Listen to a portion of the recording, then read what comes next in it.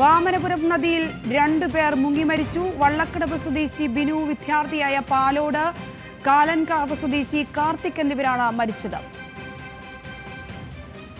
വിവരങ്ങളുമായി തിരുവനന്തപുരത്തു നിന്നും ആതിര സാരസ്വത് ചേരുന്നുണ്ട്. ആതിര, എപ്പോഴാണ് ഇങ്ങനൊരു സംഭവം ഉണ്ടായത്? എന്താണ് സംഭവിച്ചത്? മൃതദേഹങ്ങൾ കണ്ടെത്താൻ കഴിഞ്ഞിട്ടുണ്ടോ?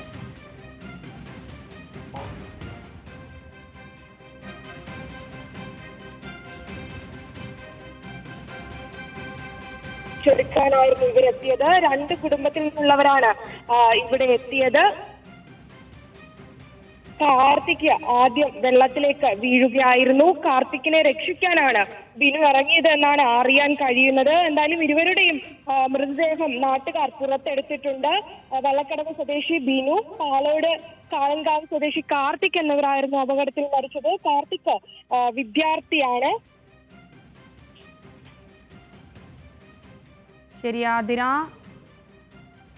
വാമനപുരം നദിയിൽ 2 പേർ മുങ്ങി മരിച്ചിരിക്കുന്നു. വള്ളക്കടവ് സ്വദേശിയായ ബിനുവും വിദ്യാർത്ഥിയായ കാർത്തിക്കുമാണ് മരിച്ചിരിക്കുന്നത്. ഉച്ചതിരിഞ്ഞ് കുളിക്കാനിറങ്ങിയപ്പോൾ അപകടത്തിൽപ്പെട്ടുവെന്നാണ് പ്രാഥമിക നിഗമനം. ഇരുവരുടെയും മൃതദേഹങ്ങൾ കണ്ടെടുത്തിട്ടുണ്ട്.